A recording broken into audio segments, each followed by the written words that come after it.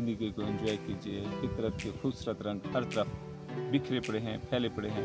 खुशियाँ हमारे इर्द गिर्द होती हैं, हमें खुशियों को तलाश देखिए कि खुदा ताला ने जो ना हमें फितरत के जो कौन कौन से रंग दिखाए हैं। ज़िंदगी इतनी खूबसूरत है और हम जो ना जो मसनूई चीज़ें हैं उनके पीछे जो पड़े रहते हैं। ये छोटा सा हमारा जो ना देहात का मंजर, मैं बच्चे जिशान को कहूँगा कि वो थोड़ी देर के बाद जो ना वो आप इर्द गिर्द का मंजर भी दिखाएंगे। और कितने जो ना वो खुश नसीब लोग होते हैं जिन्हें जिन्हें ये मंजर मिल जाता है। किसी चीज़ की भी हमारे पास कमी पेशी नहीं है। ज़िंदगी की हर सांस और हर साथ को ना नेमत समझिए, ज़िंदगी को एंजॉय कीजिए। फितरत के खूबसूरत रंग हर तरफ बिखरे पड़े हैं, फैले पड़े हैं। खुशियाँ हमारे इर्द गिर्द होती हैं, हमें खुशियों को तलाश करना चाहिए। ये जो सूरज गरूब हो रहा है इसे मैं बड़े शौक़ से देखता हूँ।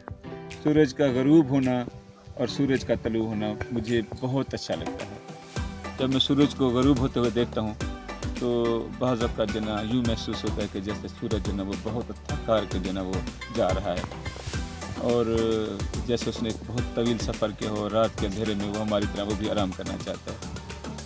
और बाज़ औक़ात जो है ना उसके जो चेहरे पे जो मायूसी होती है वो ज़हर हो रही होती है, जैसे पूरी आब व ताब के साथ उसने सारा दिन गुजारा होता है।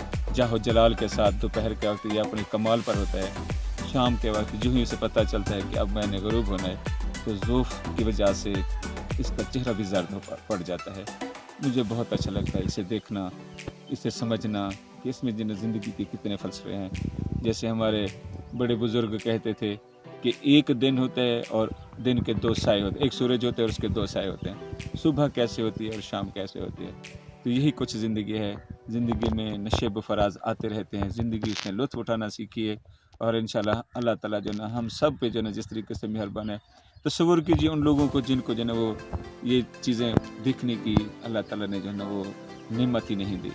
कैसे उन्होंने देखा होगा कि ये समझा होगा कि ये सूरज क्या होता है, सूरज गरूब होने का मंज़र कैसा होता है और ये सब सरसब्ज़ रंग कैसे होते हैं।